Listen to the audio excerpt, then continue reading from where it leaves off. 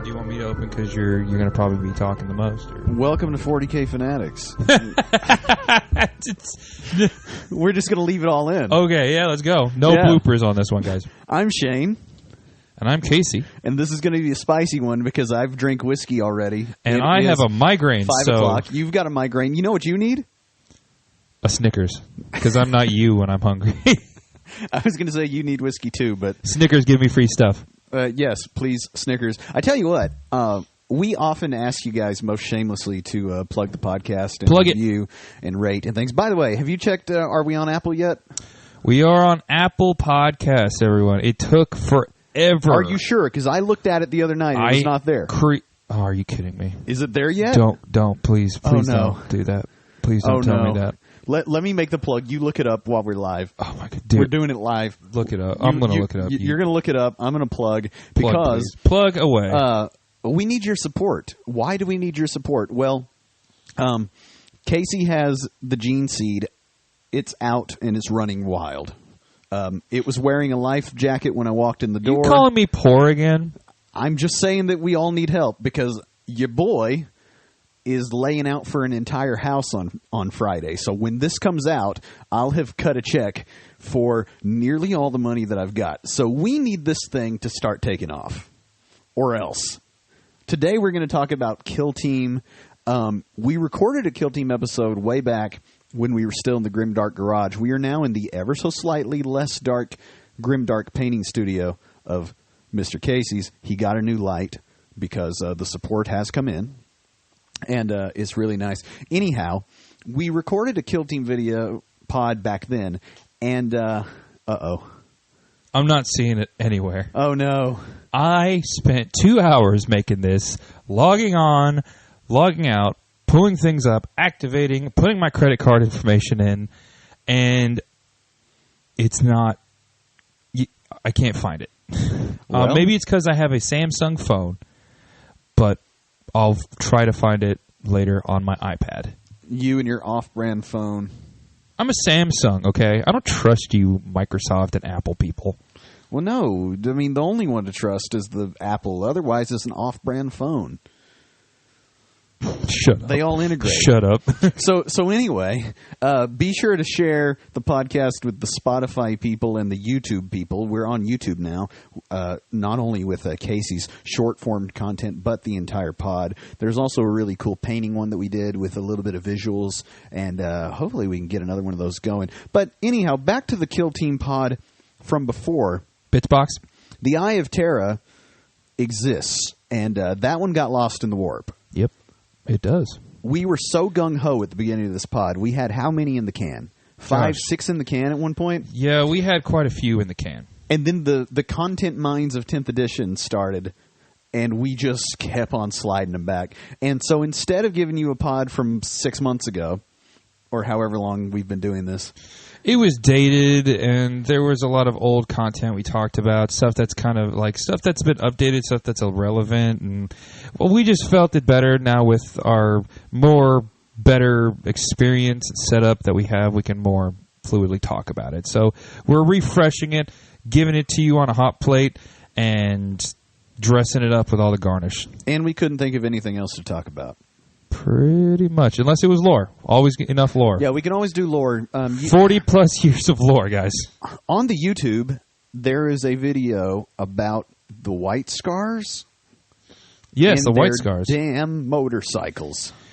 And you love motorcycles, don't you, Shane? I do love motorcycles. You run a lot of them. I've owned a bunch of motorcycles. You know what I don't own or have any interest in? What's that, Shane? Bikes in 40K. Come on. Get out of here. It doesn't make sense. I heard they're about to make them legends, and I am not okay with that.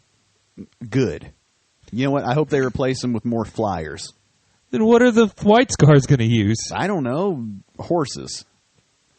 I mean, that's what they use. Them and Lord Solus can run around on their half-mechanical horses. I love that Lord Solus. Man, that's cool. A cool model. That's a dope cool. model. That's a really cool model. It's like a steampunk horse, and he himself looks like the dudes from Age of Sigmar. What are they called? The the lightning dudes. Oh, you mean the Stormcast Eternals? Yeah, Stormcast Eternals. The fantasy Space Marines. Yeah, the fantasy Space Marines. Those dudes are cool, man. I mean, they look hard to paint. I've seen people do them, and they'll do them in white and stuff like that. There's a lot of interesting ways you could do them. Yeah, if you ask me, the least interesting I feel like is just the gold on gold on gold. True, it's just basic plain. It's the same thing as making an Ultramarine Space Marine equivalent, basically. Yeah. Bits box. Let's open it up. Yeah. What do you have? Lead off the bits box. I've been filibustering. I have been basically finishing up a commission from one of our local Chaos players that you know and love, Kane. The homie Kane. The homie Kane. He made a custom Master of Possession out of like a Harkin, a Master Possession, I think some Raptor bits and a Possessed bits, and it looks pretty sweet. I didn't put it together. He gave it to me. It was primed, and it had a base coat on it. So I did my best. The photos are up on the Twitter. If any of you are interested, check out the TikTok, check out the Twitter, check out the Instagram. At 40K Fanatics. At 40K Fanatics and Prime Paint Wall. Check them out. And I'm also painting an entire Imperial Fist army, about 2,000 points. Yeah, how's that going? I hate the Leviathan box so much, dude. What's wrong with it? Are you putting them together? Are you building them? I'm building it, and building is my favorite part of this whole shebang. Is it? They made these models so dang weird to put together. Yeah, because those are the push fit guys, They're right? push fit. They're sliced at different angles. You can't intermingle different bits. They have to go to the same model. The bolters are in two pieces, which is like the arms are in like two pieces in some of the characters. Gosh, it was ridiculous. Do you think that because those kind of edition release boxes are geared toward newer players, right? The mold lines. Do you think that new people actually find that kind of push fit model easier to put together than they would the multi-part? Well, if you're talking about push fit, like I've done push fit before for 40K, and you've got like the magazines that come out and you get like a Stormcast Eternal or maybe a Space Marine or a Necron. Those push fit are okay. They're okay, they're cheap, they're easy to put together, but it's because it's like 2 legs, a torso, a head, and 2 arms. Easy peasy. Done. Yeah. These are in so many pieces and at so many weird angles. It is completely difficult for a beginner without instructions to put them together. Oh, you don't have any instructions? I'm not putting them together with any instructions, no. Ooh. It's rough. It's rough out here in these streets. Yeah, and what I wonder, though, because like I've never... And the mold lines, you know me, you know how I assemble, and you know how I paint. I don't give a hoot about mold lines. But the mold lines on this are so bad. No kidding.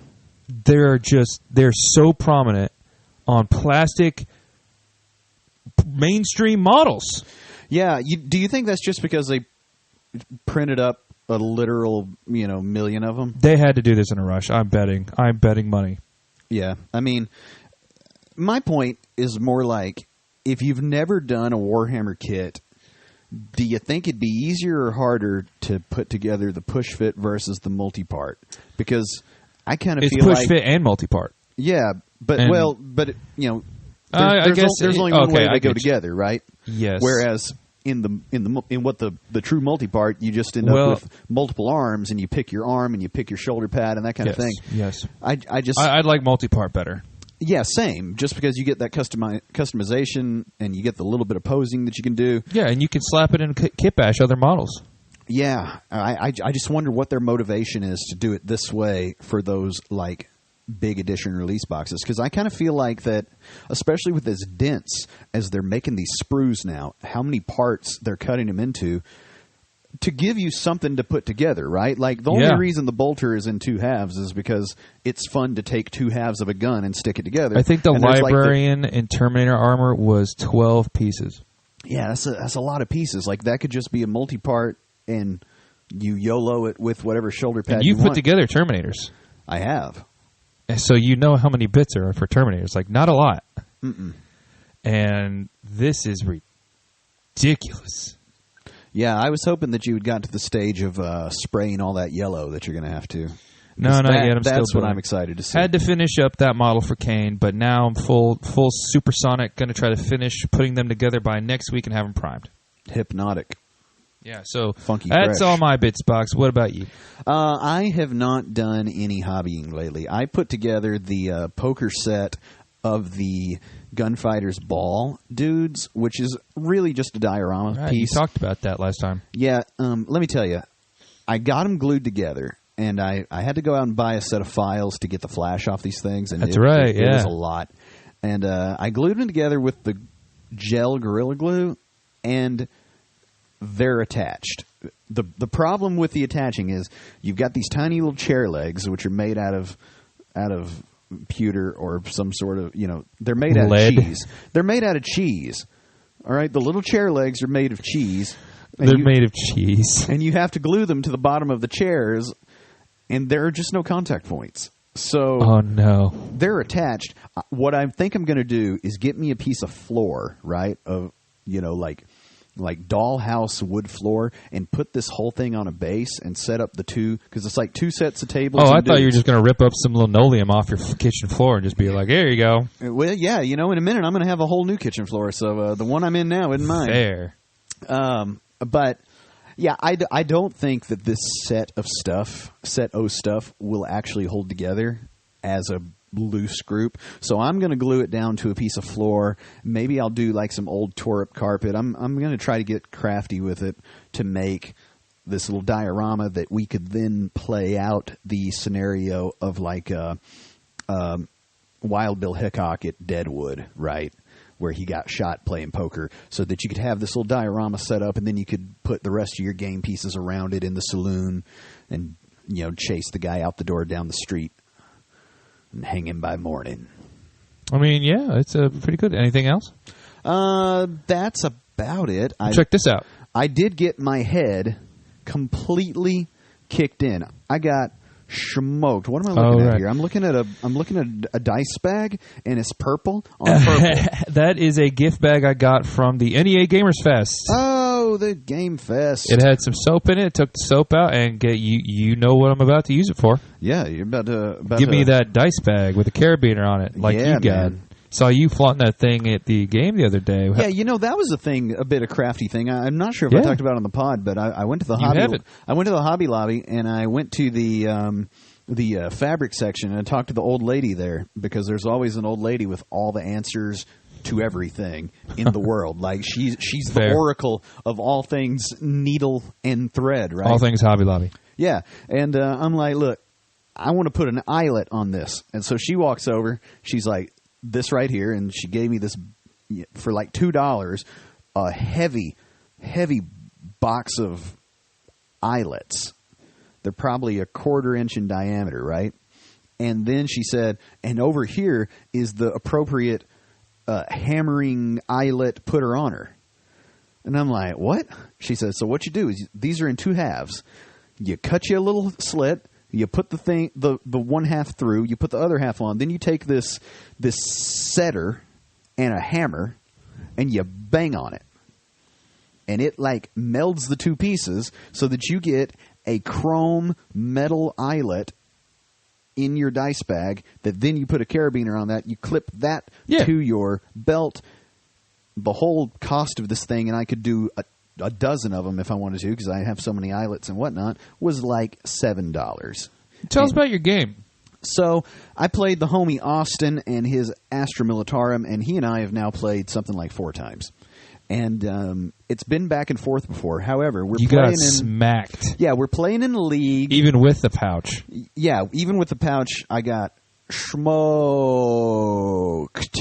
37 to 100. He scored 100 on you, boy. I thought it was like 98. No, he scored the full 100. Oh. 100. So what had happened is these Leviathan missions, if you play them like for a proper match play tournament style thing, which we are doing for this league. Tactical. Yeah, well that, but I mean, you don't draw your mission selection. So we're playing 6 rounds, but the missions are predetermined. So in this case, we were playing the Dawn of War deployment, right? Which is the narrow deployment zones on the long edges of the board. And I think it may give you the greatest distance across from one to the other, right? And then the objectives were 1 in each deployment zone and 3 across the middle. I did see the score, and I thought, oh, man, he must have just gotten some really bad objectives or something. I did get a bit unlucky with my secondaries, but this was more an issue with just the macro mission layout, right, which was predetermined by the league, right? And what it was is he has a shooting army with a bunch of tanks. It behooves him to just have those dudes parked with sightlines. Good old Space Marine Castle, but with Astra Militarum. Yeah, I have got a bunch of sort of catch-all type units that need to get out and move and stuff. And being that it was a long way to get across no man's land, once I advanced out into the fray, it was just a shooting gallery. Did you try deep striking anything? I did not, because Austin was surprised that I did not, because I have in the past taken Harkin and his Raptors, put them in deep strike, tried to drop them into his backline. However, he keeps like a 30-man squad of troops and a couple of other 20-man squads. And I told him afterwards, I said, you would have just played different. You would have just strung those guys out, and I would have ended up having to drop my dudes right into your tank fire, and they would have got smoked just the same. An issue that I've had in the last 2 games, both of which have been losses, has been Abaddon doesn't get into the fight soon enough, because I have to find a balance of deploying for protection and deploying to put my heaviest hitter into the fight sooner. It was turn 3 before he got to crumpin', as you would say. Yeah. And by then it was too late. By then I was decimated. So you didn't have anything to back you up. He probably had a lot of guys in his meat shields around his tanks. He didn't even have to. He didn't even have to. We set up the terrain with a big old ruin in the middle, and like I said, I just couldn't move across fast enough, and I don't possess the shooting to deal with that. I tell you another thing too is I got first turn, and I tend to be very unlucky with first turn, and so don't have it very often. And I think that I put myself at a bit of a disadvantage in my maneuvers while having first turn, which seems counterintuitive. However, when your first 8 games out of 10 have all been going second, you kind of get good at going second. Fair. So that's pretty much my bits box. Closing that bits box. Yeah, do you have anything else for it? Just a sound effect. Hit it. So, Killteam. We're here to talk about Killteam. What is it? How do you play it? Why would you want to play it? Killteam is a much smaller version of 40K in a way. It's got its own separate set of rules. It's what you call a skirmish game, where you call the others a tabletop war game. Shane is a master at it. He even teaches other people in our community. I'm not that good at it. He's good at it. Don't let him lie. All I do is get the rules mostly right. All I do is win. I did win the other day. We talked about it last week, I think, against the Votan. Yeah, they recently got a buff. But let's talk about Killteam on the macro. What do you need to play it? Well, you need some Warhammer models. Usually just a unit. Just a unit, a box. Mm-hmm. You can go and get yourself a box of Space Marine Intercessors and play Killteam. And there's so many different factions. The best part about Killteam is probably its diversity and how short you can play it. Yeah, I mean, the deal with Killteam is if you're going to play Space Marines, you're playing between 4 and 6 models total.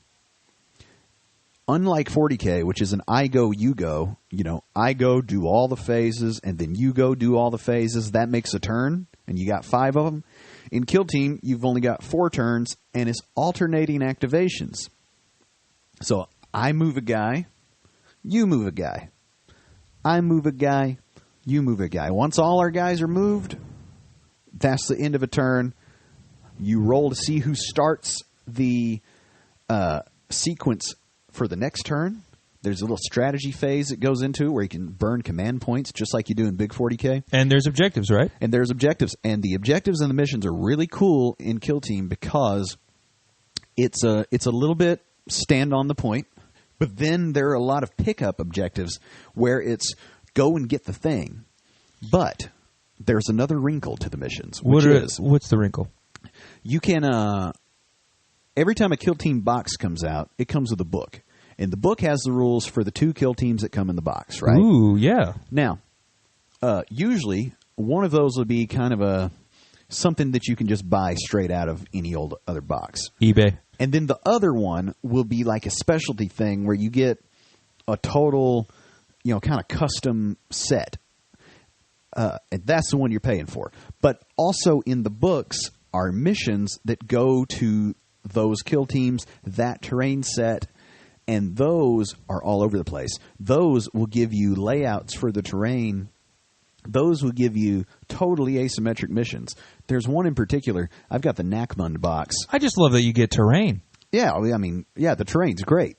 The terrain's super great. Like, that Nachmund box that I have has got the pipes, right? So you could do barricades in Big 40K with pipes. And how much did that set you back? I think it was $180, but you're getting 2 full kill teams and a whole table full of terrain. Yeah, so you and your buddy could go halvesies on it, or you could just buy the models outright that come in the box separately, and maybe your local game store has all the equipment, like I think Gamers Haven and the Foundry that we both go to have all the terrain and stuff for it, right? Yeah, so you can just rock up and play it. And you play it on, what is it? It's half of a quarter of a full 40K board is the size of the board. So it's small, right? But getting stuck in. Oh, man. It's great. It's super killy. The rules are tight. Like, it's designed to be competitive, and they often do balancing on the game. So, what else is neat about Killteam? The story. The story's pretty good. If I could riff on that just a little bit. Hit it. Right now, if you Google Killteam and go to the Warhammer website, it'll tell you in what season we are on. Like Shane bought you said Nachmund box, I believe. He bought the Nachmund box, and right now we are in the Gallodark, which is, the story goes, a Space Hulk has emerged from the warp, and basically a Space Hulk is like Trash Island, but with the warp instead of, the ocean. A lot of different ships, a lot of different debris have all collected into a mass object that different factions want, because you don't know what's on this. It could be artifacts, it could be technology, it could be old ships that could be reclaimed, and all of these different factions want to get on the Gallodark, fight each other, and then win the booty. Got to win the booty. So you got crew pirates, you've got Navy breachers from the AdMech. No, not AdMech. The Astra Militarum. Astra Militarum. That's what it is. There are a lot of neat Astra Militarum kill teams. I think the coolest one is the Execution Squad. I think they are, right. They're the Judge Dredd looking cops. The Adeptus Arbitus, which is another highlight I'd like to point out for Killteam that makes it cool. You could be more creative because there are factions in Killteam you used to not be able to play in 40K. Yeah, I mean, those dudes are neat. They're new models. They look sweet. They've got a dog. Got a Cybermastiff, yeah. Yeah, like how cool is it to have a dog? Arf. Yeah, I've got to get them. And a lot of the kill teams, nearly all of them now, and I imagine you use your elves, right? Yeah, I did use the elves the other day. Your Eldar, yeah. Yeah, my Eldar that I'm not crazy about. But you know what? They were fun. Like, there's a dude with a bird, and like in Killteam, when you're setting your guys up, and then when you activate them subsequently, you decide if he has an engage or a conceal order. And what this does thematically is, let's say you've got an engage order, and you've got the guy behind a pipe. The pipe provides some cover. And so you imagine that he's got his gun over the top of the pipe, and he can shoot. If he's got a conceal order, then you imagine that he's ducked down behind the pipe entirely, and he can't shoot. I'm imagining Mort Goldman from Family Guy behind the couch with a finger in his ear and his eyes closed, crouched down in a ball with a with a freaking gun pointed, way extended arm over the couch, just popping shots off, not even aiming, not even looking, nothing. Just ridiculous. Well, see, there are some that can shoot from a conceal order, and that is exactly what they're doing. Yeah, I think it's the sniper boy for the orcs, right?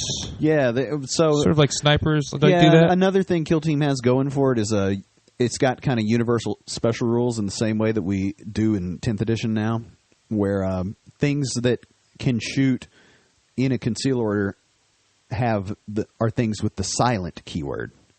So if your gun has silent, then that means you can do that. Oh, okay. Like it's got a silencer on it. Yeah, or that he's creeping around in the grass. Yeah, because you play the orcs, and we still haven't played together, but it's on our list. The orc commando squad has got a sniper boy, and he's got the silent. And instead of hitting on sixes, he hits on fives. yeah, and he's got the good spot, I think, which is another sort of thing that helps him to shoot without getting shot. Because that's the other thing. Killteam ends up having a lot of trades. So you send somebody out, like specializations. Yeah, well, and like I mean, playing Call of Duty and you select a loadout. Yeah, but what I mean is it's got a lot of trades between one, player 2, in that I send a guy out and he chops your comms guy up. Then you can't talk, right? Well, no. Then you get to activate next, and your comms guy was probably, if he got chopped up, he was probably a little bit out in the open. So now my guy's out in the open, and so you like shoot him to death. It's a back and forth. Yeah, so you end up with these trades that can happen. Ooh, and that sounds interesting. Yeah, and what's really interesting is things like your various guard, let's call them guard variants. Those have like 10, sometimes 12 models.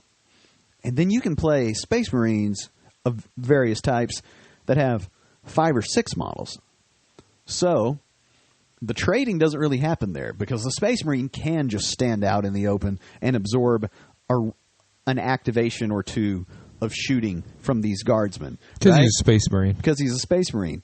But you may decide, I'm going to send my Space Marine out here to eat these shots, kill this guy, and pick up the objective. And maybe he makes it out of there with it. And that's the sort of gamble you can run. And then when you're playing Space Marine versus Space Marine, it's just vicious.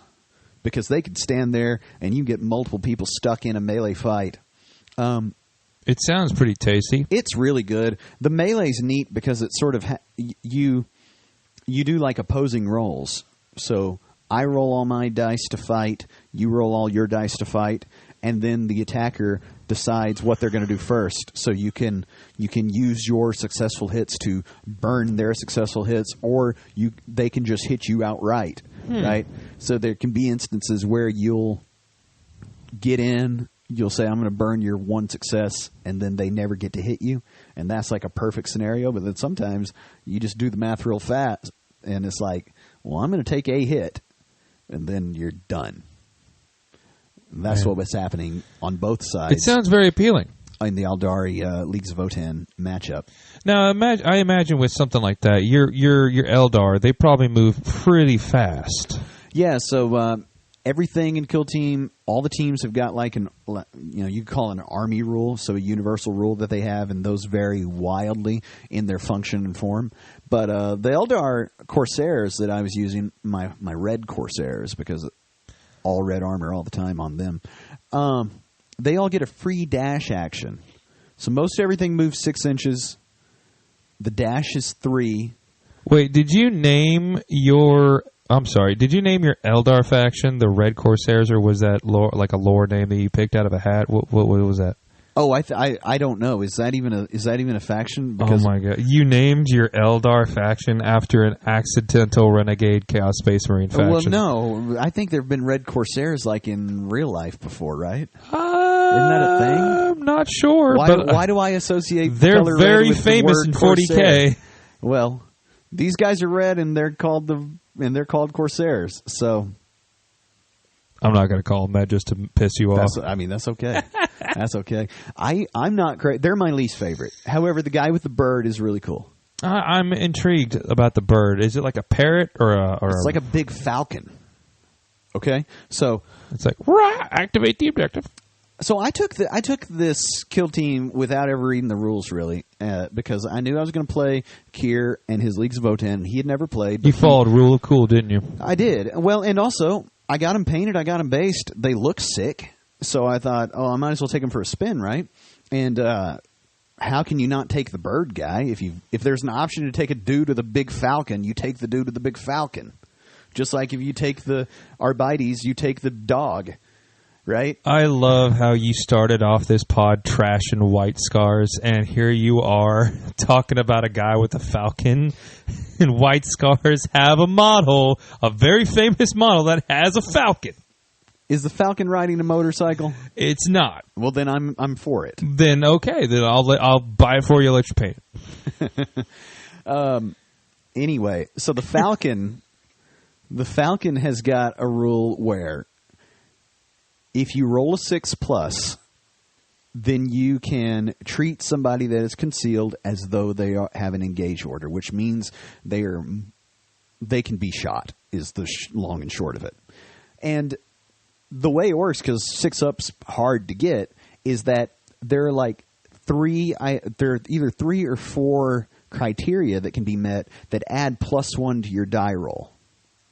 If you're within 6 of the target, if the target is not within an inch of a heavy piece of terrain, right? And if the operative's already activated, so you can get up to +3, I think was what they were. And now you're, 3 up. And so if you do that, you can make that guy now targetable. And you want to talk about throwing a wrench into the plan, man. When you've got a guy with a conceal order and you think you've got him locked down where he's safe, and then all of a sudden this bird busts him out, because all of a sudden that guy's got a boogie. Yeah, and apparently each faction's got like little things like this where they have like special rules, special models, special icons. I know for the orcs they have the Bomb Squig and the Distraction Grot. Yeah, those guys are neat. And the Bomb Squig, an operative, using the Bomb Squig, you can do something called operative can perform a shoot action with this weapon. And when you shoot, you make a shooting attack against each operative that is visible and to and within of it. With this weapon, each of them is a valid target, and they can be in cover. After those shooting attacks have been made, the operative is incapacitated. And then you don't have to roll for the Bomb Squig's boom ability. And the operative cannot make a shooting attack with this weapon by performing an overwatch. So boom is pretty cool because if this operative is incapacitated, you roll a d6, and on a 3-up, it makes a shooting attack using its dynamite. Kaboom. Yeah, and it's literally called Boom in all caps with an exclamation point. It's really cute with them. Oh my gosh, it has an ability called Stupid with 2 O's. Stupid. Can perform mission actions, cannot perform the pickup action, and cannot have a conceal order. It can be equipped with its equipment. In narrative play, it cannot gain casualty tests. Okay, yeah, so it's pretty cool. And I didn't think it was like a whole thing. I thought it'd just be like an ability like it is in 40K. Well, you gave the people a little taste of the way the rules are written in Killteam because it is meant to be competitive, and so the rules are very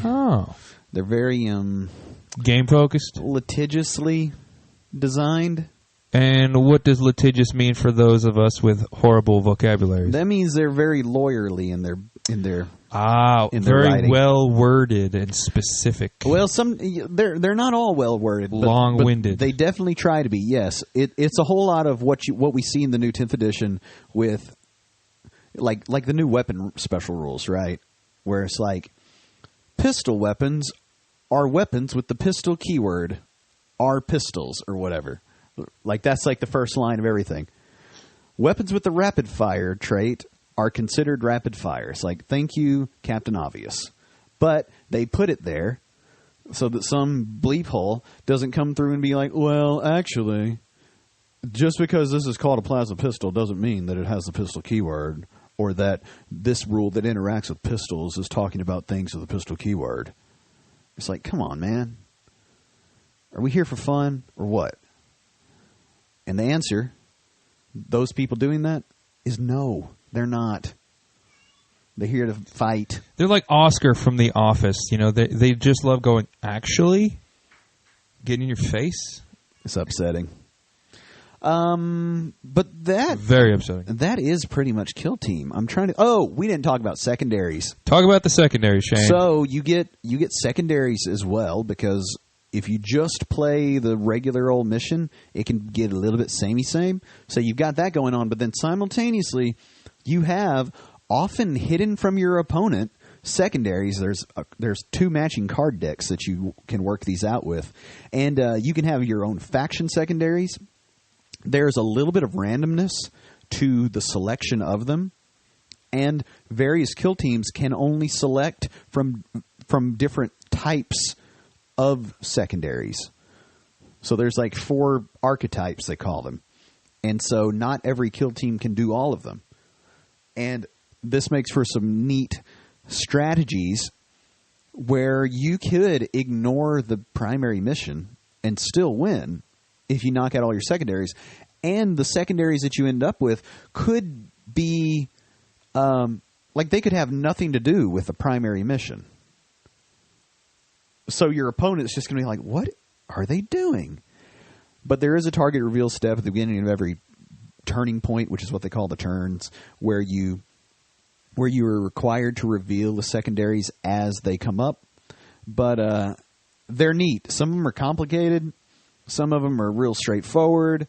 But since Kill Team is so small, I mean, the time isn't adding up like it does for 40K. No. The game doesn't take that long to play once everybody knows how to do it. I tell you what makes it slow is every single operative is a bit of a hero. Yeah. You remember how characters were in 9th edition, where you would just have ability after ability after ability, auras, abilities, all this buffs. stuff. It's like that with the universal special rules, which help, but it's like that for every operative you've got. So, like the guy with the eagle does his thing. Yeah, but and it's a big old bunch of text that you have to get your head around, right? Now, the first time you go to play it, or the first time you play a new kill team, you're just doing a lot of, okay, what's this guy do? You say to yourself, I'm going to activate the guy with the rocket launcher. Now what he do? Okay? And that's not so bad. Like Space Marine teams are a little more straightforward. They have an army rule. They've got some stratagems that you can turn on and off.